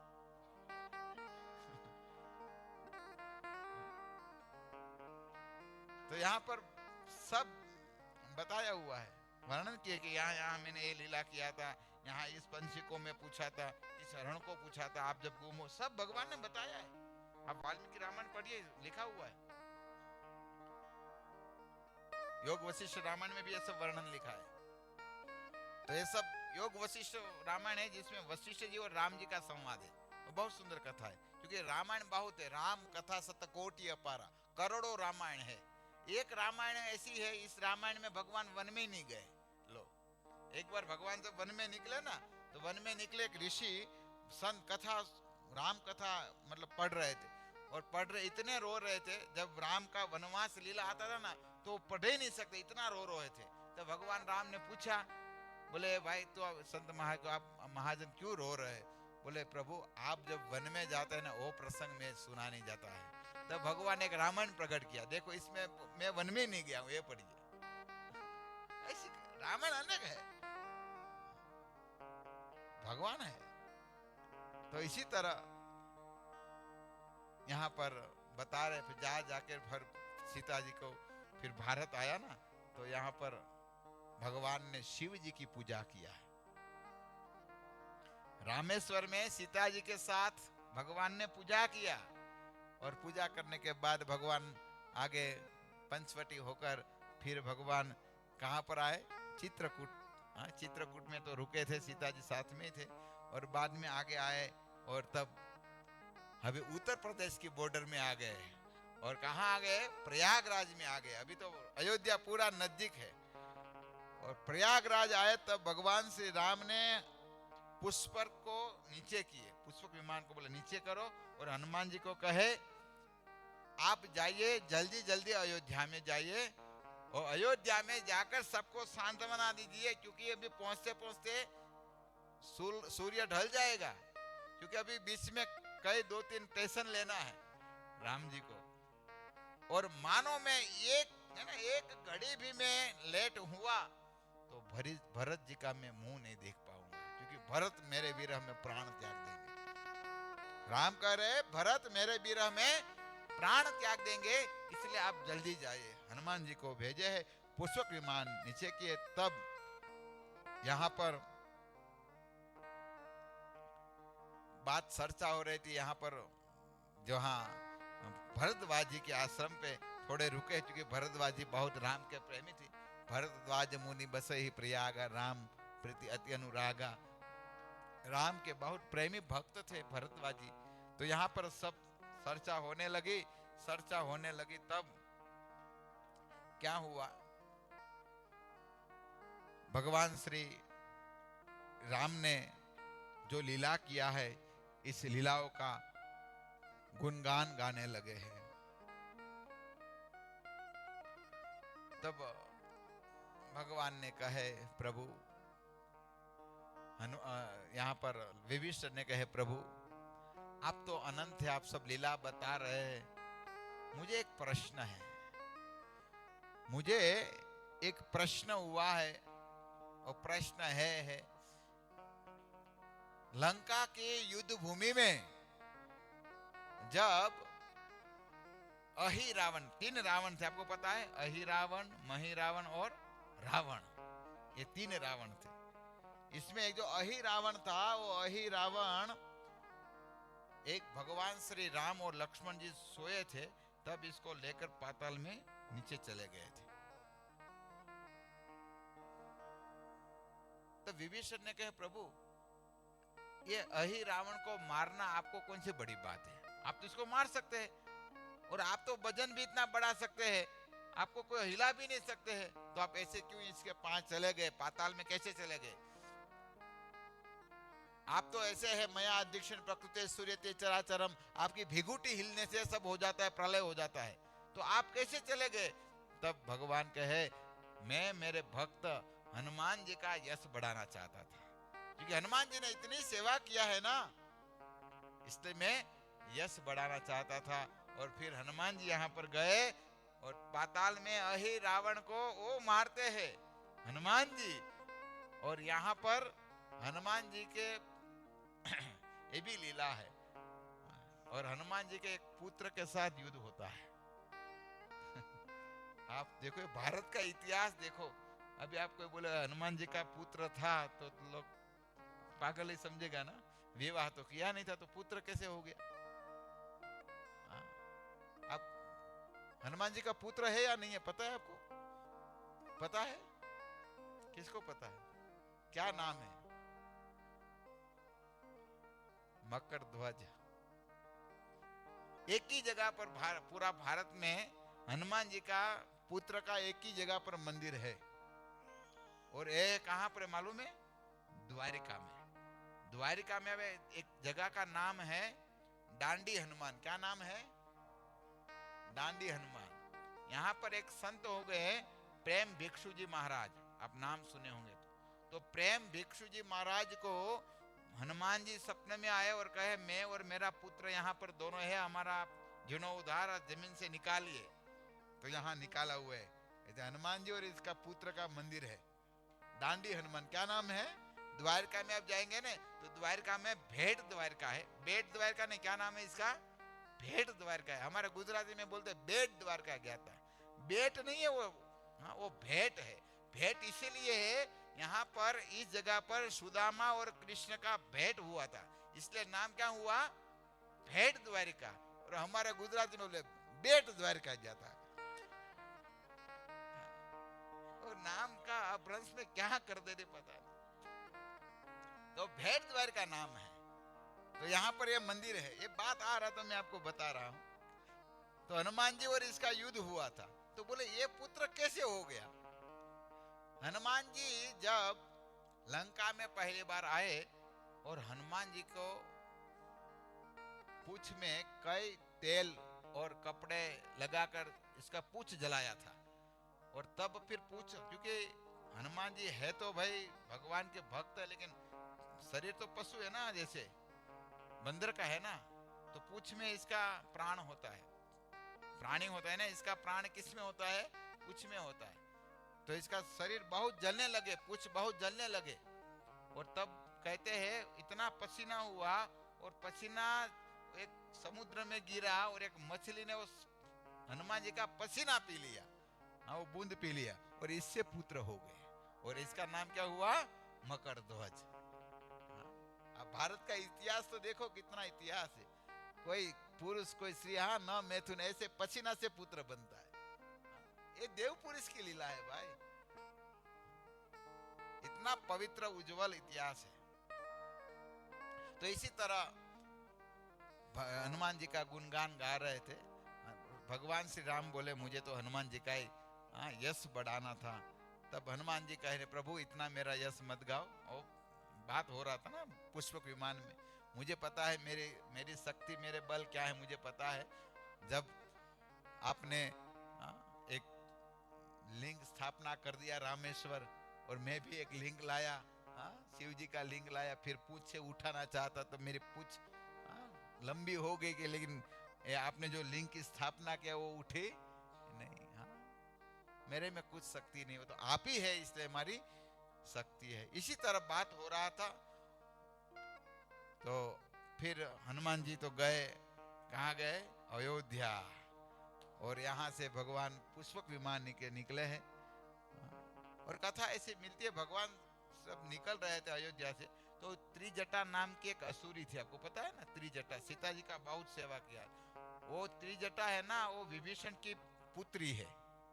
कौन है? विभीषण की पुत्री है, रावण की भतीजी है। वो बहुत, क्योंकि पिताजी का गुण इसमें आया ना, तो सीता जी की बहुत सेवा किया। और सीता जी ने राम को कहे, इस असुरी ने मेरी बहुत सेवा की है, त्रिजटा ने। भगवान प्रसन्न हो गए और भगवान ने कहा, मैं तुझे आशीर्वाद देता हूं, जो श्राद्ध करते हैं घर में, जो श्राद्ध पिंडदान करते हैं ना, वो पिंडदान जो करते हैं, और तब इस हवन में वो पिंडदान जब करते, इसमें कोई क्रोध कर लिया, कोई द्वेष कर लिया, तो वो जो पिंडदान है ना, वो पितर को नहीं मिलेगा, वो आपको मिलेगा। भगवान ने आशीर्वाद दिया। इसलिए पिंडदान जब श्राद्ध विधि करते हैं ना, तब ध्यान रखना चाहिए, क्रोध नहीं करना चाहिए, द्वेष नहीं करना चाहिए, ईर्ष्या नहीं करना चाहिए। वो बहुत मन शांत होकर पितरों को खुश करना चाहिए। और ऐसा कोई करते हैं तो वो सब भगवान राम ने कहा, वो फल तुझे मिलेगा, क्योंकि असुर है ना। तो इसी तरह त्रिजटा का भी कथा मिलती है। और बाद में प्रयागराज जो यहाँ पर आया है, प्रयागराज में सब चर्चा हुआ है, और ऋषि को मिले हैं, और फिर कथा मिलती है। यहाँ पर ऐसा हो रहा है, अयोध्या में अभी हनुमान जी पहुंचे नहीं है, लेकिन अयोध्या की क्या हालत थी। अयोध्या में भरत जी ने एक बड़ा सीता, ना लकड़े का जो होता है ना, लकड़ा पूरा लगाया है, काष्ठ का पूरा। और राम थोड़े भी लेट आएंगे तो अग्नि स्नान कर लेंगे भरत जी। इतना वियोग था राम का, भरत जी ने इतना वियोग था। और 14 साल में केवल आज लास्ट दिन, दीपावली का दिन है, और तब शत्रुघ्न कहने लगे, आज राम अभी सुबह से हम इंतजार कर रहे, आज राम नहीं आए, लगते हैं जब भगवान श्री राम लंका में युद्ध हार गए और रावण ने लगते हैं हमारे भाई लक्ष्मण और राम को मार दिए, लगते इसलिए अभी आया नहीं है, रो रहा है, वियोग कर रहे। रानीवास में पता चले भरत अपना प्राण त्यागने के लिए तैयार हो गए। तीनों माता दौड़ कर, भरत थोड़े दिन रुक जा, थोड़ा समय रुक जा, अभी संध्या ढला नहीं है, राम निश्चित आ जाएंगे। सब वियोग में रो रहा है, भरत जी को बचा रहे। तब हनुमान जी महाराज लंका में पहुंचे हैं। हनुमान जी महाराज की, और लंका में पहुंचे और हनुमान जी को देखे, मानो सब में प्राण आ गए। अभी भगवान नहीं आए, हनुमान जी को देखकर अयोध्या में प्राण आ गए। अभी आगे तो कुछ तो है। और तब भरत जी को हालत देकर हनुमान जी महाराज कहने लगे, हे भरत जी, पहले तो बैठे हैं, प्रेम से रोने लगे हैं, और एक कहे, अभी राम आ रहे हैं, राम आ रहे हैं, थोड़े समय रुक जाओ, अभी राम आ रहे हैं, मुझे राम ने भेजे हैं आपको आश्वासन देने के लिए, आपको इतनी उत्कंठा है मिलने के लिए, राम अभी आ रहा है, आप थोड़ी देर रुक जाइए। और तब तीनों माता आई है, और मांडवी आ रही है, सुत कीर्ति आई है, उर्मिला आई है, और सब बात कर रहे। हनुमान जी को मानो सब घेर लिए है और पूछ रहे राम को, ठीक है ना, सीता जी कैसे, सब पूछने लगे सब आपस में। हनुमान जी को कैसा दृश्य होगा आप सोचिए, ऐसे आप मन में लगे 14 साल के बाद राम का समाचार देने के लिए हनुमान जी आए हैं, तो वो जगह पर जब राम आने वाले वो समाचार दूध दे रहे, तब इस अयोध्या प्रजाओं की क्या हालत होगी, कितना आनंद होगा। आनंद से सब झूम रहे हैं, रोने लगे हैं। और इस तरफ क्या हो रहा है, भगवान का विमान आगे चला तो फिर निषाद्रा का जो डेरा था वो आ गया।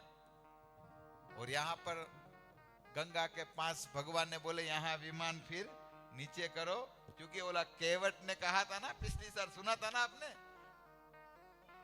और केवट ने कहा था, प्रभु अब कछु नाथ न चाहिए मोरे, दीन दयाल जय हो। हे दीन दयाल, आप अनुग्रह करते फिरती बार आप कछु दिन। हाँ, दूसरी बार जब आप आएंगे, आप जो देंगे वो मैं ले लूंगा। भगवान ने कहे, हे सीते याद करो, ये अंगूठी लिया नहीं था ना, आज देना है, आज ये समय आया है। केवट के बाण, जो सुंदर नाव है, भगवान नाव में बैठे हैं। केवट बावला हो गया है। केवट अपने पत्नी को भी बुलाया है, बोले आजा तू भी आज बैठ जा हमारे साथ। हाँ, मैं अकेला अकेला घूमता हूँ, नाव चलाता हूँ, लेकिन आज हमारा भाग्य है, सौभाग्य है। आज राघव 14 साल के बाद आए हैं, हमारे नाव में बैठे हैं। हमारा कई पितर लोग तर जाएंगे, आजा तू। सब भगवान कहते, केवट एक बात बताऊं, पिछली बार जब मैं जा रहा था, जब मैं जा रहा था 14 साल पहले, तब एक दिन निकाला दिया था आपने, यहाँ पर एक दिन निकाल दिया था। लेकिन अभी 1 मिनट भी ज्यादा नहीं करना है, क्योंकि मेरा भरत प्राण त्याग देगा। इसलिए जल्दी जल्दी तुम इस नाव में से मुझे चलाओ। और तब इस नाव में बैठे हैं, और बाद में भगवान ने वो अंगूठी दिए है। केवट राजी हो गया है, और भगवान का श्री चरणों में नमक हम अपना मस्तक लगाकर रो रहा है, हे राघव, हे राघव, हे राघव, हे नाथ, हे प्राण प्रिय। रोकर कह रहे हैं, मेरा अहो भाग्य है कि मैं आज आपका फिर से दर्शन कर रहा हूं, और आपका दर्शन करके मैं मेरा जीवन को धन्य मान रहा हूं। भगवान के बस जो भी प्रार्थना करना है तो फिर अयोध्या में आ जा, लेकिन अभी मुझे छोड़। और इसी तरह फिर विमान आगे निकले हैं, और तब वायुनंदन भगवान हनुमान जी महाराज सबको जो सांत्वना, भरत जी को सबको सांत्वना दिया है। और तब भगवान राम अयोध्या में विमान आया हुआ है। अभी लैंडिंग नहीं हुआ है, अभी तो विमान अयोध्या के बॉर्डर में आया है। समय है ना, आजा। और भगवान का विमान अयोध्या में आए, और तब क्या माहौल होगा आप सोचिए। भगवान का विमान, सुंदर पुष्पक विमान सब देख रहे हैं, और सब देखकर इंतजार कर रहे थे 14 साल का, वो आज वियोग पूर्ण हुआ है। तब हनुमान जी कहते हैं, देखो अभी विमान तो आ गया है। जासु बिरहा सो सहो दिन राती, रहो निरंतर गुण गण पाती। जासु विहर सो सहो दिन राती, रहो निरंतर गुण गणपाती। है भरत जी, आप जो विरह करे ना, आप वियोग कर रहे, देखो आपका वियोग अभी पूर्ण होने वाला है। हे भरत जी, आप वियोग मत करिए। आप क्या कर रहे? रट हो निरंतर गुण गणपाती। आप निरंतर जो रटन कर रहे, स्मरण कर रहे हैं, और राम भी आ गए, राघव आ गए, और अकेले नहीं आए। अब देखो विमान पूरा भरा हुआ है। कई बड़े बड़े जो योद्धा है, जब वो वन में गए, वन में कई लोगों के साथ संग किए हैं, और जब लंका के भूमि के अब युद्ध हुआ, और युद्ध में जो जो साथ दिए, इस लोक को भगवान लेकर आ गए। राम आ गए। आगे कहते हैं, रघुकुल तिलक सुजन सुखदाता, आये वो कुशल देव मुनितासा। श्री राम जय राम,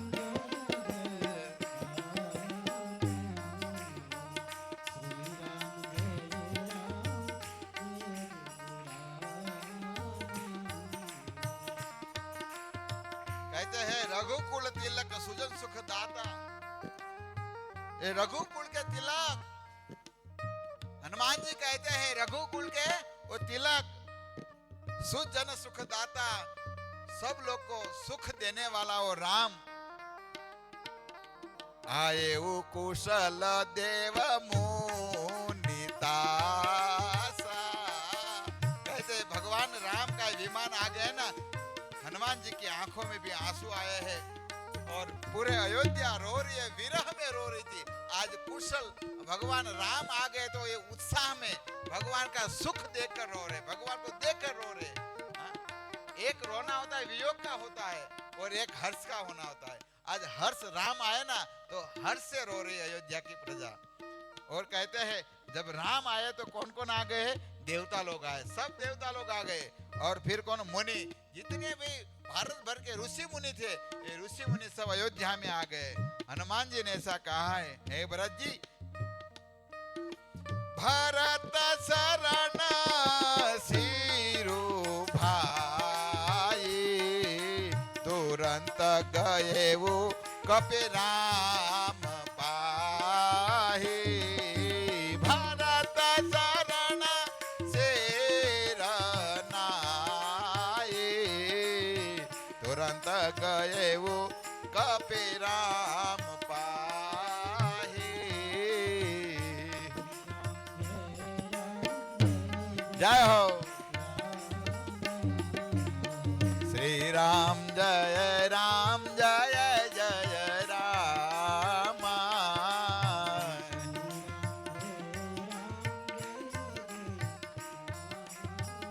भगवान श्री राम का विमान अभी नीचे नहीं उतरा है।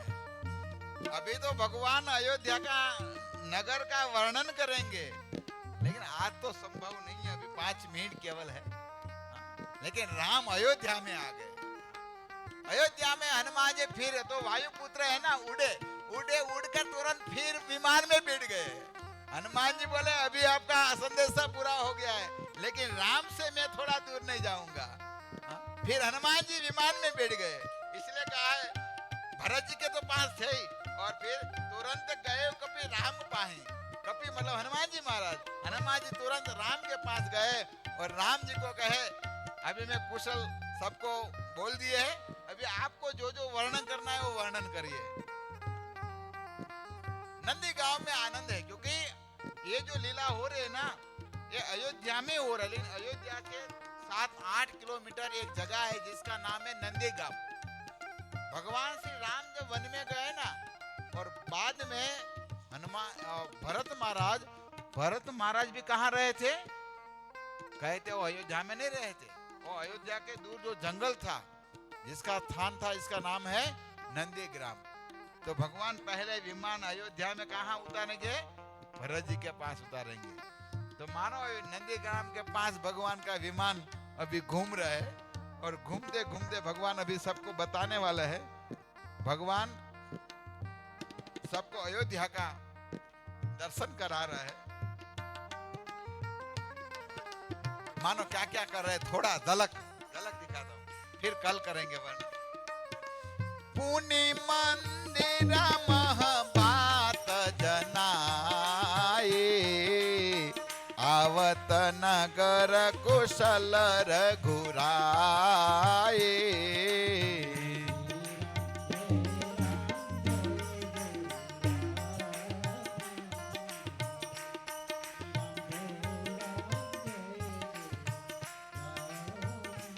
आप सोचिए विमान एक घूम रहा होगा। आप गांव में आप देखो, गांव की बात बताओ, आज से 20-25 साल पहले की बात कर रहे हैं।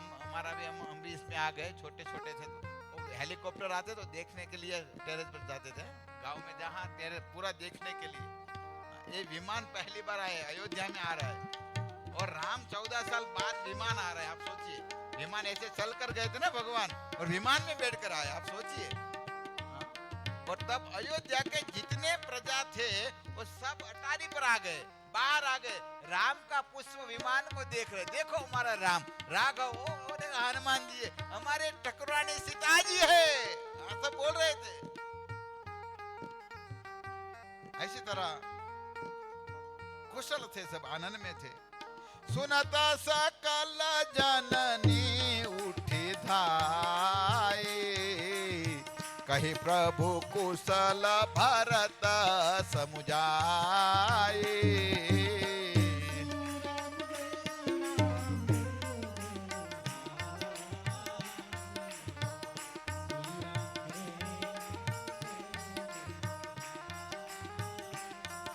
आज भारत भर में भी कितना आनंद छवाया हुआ है। 500 साल का इंतजार था और लाला, हाँ, हमारे लल्ला राम मंदिर में बीड़ गए ना। आज 2 साल पहले जहाँ उत्सव था, मैं उत्सव में था। हाँ, हमारा भी राम का अनुग्रह कृपा रहा। जब मंदिर में प्राण प्रतिष्ठा हुआ तब भगवान हमको भी साक्षी बनाया। मैं खुद गया था यहाँ पर, क्या माहौल था। मैं ये सब पढ़कर गया था, हम भी एक तरह तो रोने लगे। सब रो रहे थे, इतना सुंदर माहौल था। मैं सोच रहा था राम के विग्रह की मूर्ति, भगवान स्वयं मूर्ति रूप में प्रकट हुए, आज इतना आनंद है। और तब 14 साल वियोग के बाद भगवान वन में गए थे और वन में के बाद आने के जब यहाँ हर्ष क्या होगा। तो कहे यहाँ सुनत सकल जननी, तीनों माता ने जब सुने और तब तीनों माता दौड़ कर आइए, लाला राम, लाला आ गया, राघव आ गया, दौड़ी माँ। और आज माँ भी, तीनों माँ बावली बन गई है, हाँ, कि हमारा राघव आ गया, हमारा राम आ गए, राघव आ गए, ऐसे रोने लगे हैं। और इसी तरह भगवान का विमान को भी सब देख रहे हैं। और भगवान कल अयोध्या में विमान उतारेंगे, और विमान उतारेंगे तो पूरा भगवान पूरा विमान में सरयू का नदी का दर्शन कराएंगे। सब अलग अलग भगवान सब वर्णन करेंगे। और फिर भगवान अयोध्या में विमान नीचे आएंगे, फिर भगवान सबके घर पर जाएंगे। वो कल हम जाएंगे। और हमारा नरसिंह मेहता ने क्या भजन लिखा है, वो कल वो भी सुनाएंगे कि भगवान राम जब अयोध्या में 14 साल बाद आए, और अयोध्या में आए और फिर भगवान जिसके घर पर गए, तो घर पर गए तो सबका क्या क्या भाव था, कि कोई ने क्या किया, कोई ने मंडप बनाया, कोई ने कुछ जल लाए, सब सुंदर वर्णन किए राम का तैयारी में, स्वागत में। तो हम कल ये वर्णन भगवान श्री राम का करेंगे। तो आप सबको निवेदन है, कल रविवार है, तो आप समय से आएंगे तो और भी ज्यादा कथा होगा। ऐसे तो समय का पाबंदी होता है, स्वाभाविक है। भगवान की कथा में पाबंदी नहीं होता है, लेकिन समय की पाबंदी होता है। स्वाभाविक हम समय से बंधे हुए हैं। तो कल टाइम सर आप आइए। और ये सुंदर राम कथा, भगवान अभी अयोध्या में आए गए हैं, तो फिर अयोध्या में जो लीला होने वाली है, फिर भगवान अयोध्या में घूमेंगे, ऋषियों को मिलेंगे, और फिर काकभूषणी का संवाद, बहुत सुंदर राम कथा में ये सब है। तो आप सभी को निवेदन है, कल टाइम सर आ जाइए। तो आज के दिन यहाँ पर मैं वर्णन जो कथा का है रुका रहा हूँ, विश्राम। भगवान की कथा पूरी नहीं होती है, आज का दिन यहाँ पर विश्राम ले रहे। कल आगे भगवान विमान में सब अंगद को, हनुमान जी को, सुग्रीव सबको भगवान अयोध्या का दर्शन कराएंगे, और भगवान सबके घर पर जाएंगे। सब कथाएं हो कल के सत्र में होगा। हरे कृष्णा कृष्णा कृष्णा हरे हरे, हरे राम राम राम हरे कृष्ण। हरे कृष्णा। हम हृदय से वेणु गायक प्रभु जी को बहुत बहुत धन्यवाद कर देंगे। मेरे पास कुछ शब्द नहीं है, उन्होंने जो कथा जिस प्रकार से की, लेकिन बहुत बहुत धन्यवाद वेणु गायक प्रभु का। हम सब एक बार हरे कृष्ण महामंत्र उनके आभार के लिए प्रकट करेंगे। हरे कृष्णा कृष्णा कृष्णा हरे राम राम राम हरे। जैसे मैंने बताया, ये कथा और 3 दिन तक चलेगी, 15, 16, 17, 3 दिन तक, 6:30 से 8:30। तो कृपा करके आपसे नम्र निवेदन है कि टाइम पे आ जाइए। और एक विशेष सूचना है, आज के कार्यक्रम के बाद जो महाप्रसाद की व्यवस्था है, वो है भिखू भाई घेड़िया, जिनका हम 85th बर्थडे मना रहे हैं आज। हरि बोल। उनके जन्मदिन पर बहुत बहुत शुभकामनाएं भिखू भाई जी। उनका सारा परिवार भी यहाँ पर है। तो हम भगवान श्री राम से प्रार्थना करते हैं कि भिखू भाई को लंबी उम्र दे, अच्छा स्वास्थ्य दे और ऐसे ही भगवान राम की सेवा में लगे रहे। Thank you. हरे कृष्णा। अब मैं उनके जो संतान हैं, अतुल भाई भिखू भाई गेडिया, चिराग भाई भिखू भाई गेडिया और उनकी जो लड़की है प्रवीणा बेन राजेश भाई कुकड़िया यूके में है, उन्होंने अच्छे से प्रेम पूर्वक आज के महाप्रसाद की सेवा दी है। मैं घेड़िया परिवार से निवेदन करूंगा कि एक दो फैमिली मेंबर आए स्टेज पे और वेणु गायक प्रभु जी के हाथ से कुछ छोटी सी भेंट ग्रहण करें। हरे कृष्ण। चिराग भाई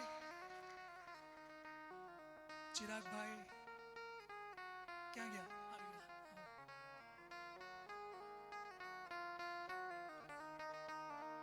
अतुल भाई छे आओ।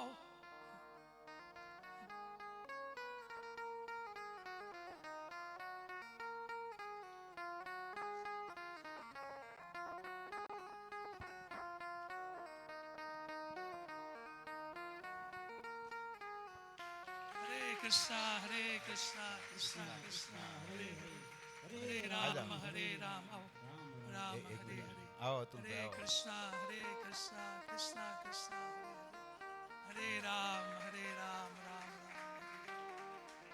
बहुत बहुत धन्यवाद।